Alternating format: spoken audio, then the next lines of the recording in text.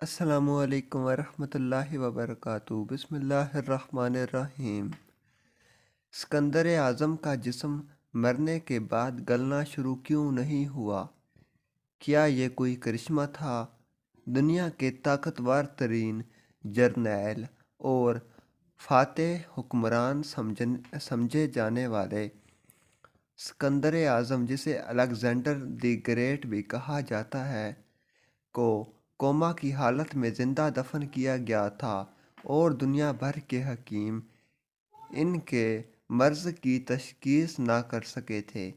یہ انسان کی بے بسی اور بے ثباتی کا مظہر ہے کہ کبھی دنیا کے 3 براعظموں کے 20 لاکھ مربع میل رقبے کر کنٹرول کرنے والا حکمران بھی اس قسم پرسی کا شکار ہو گیا۔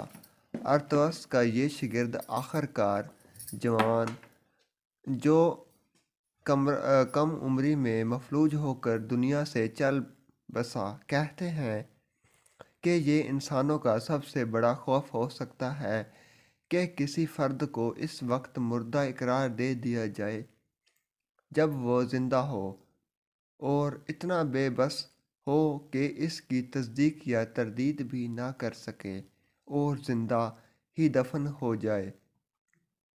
ایسا ہی کچھ انسانی تاریخ کے اس عظیم ترین تسمیاتی یا کرشماتی سمجھے گئے فوجی کمانڈر کے ساتھ ہوا۔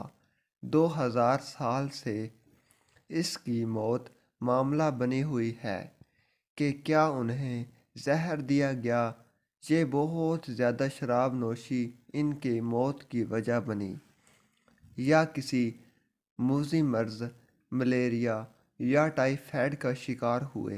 کہا جاتا ہے کہ اسکندر اعظم کی لاش 6 دن تک گلنا شروع نہیں ہوئی تھی، اور قدیم یونانیوں نے اسے دیوتا ہونے کی نشانی قرار دیا تھا، مگر نئی تحقیق میں یہ ہے کہ اسکندر اعظم ایک ایسے آٹومین اعصابی مرض کا شکار ہوئے جس میں جسم مفلوج ہو جاتا ہے اور مریض دوسروں سے رابطہ کرنے سے قاصر ہو جاتا ہے۔ اسکندر اعظم کا جسم شل ہو گیا، پٹھوں کی حرکت بند ہو گئی، سانسیں رک گئیں۔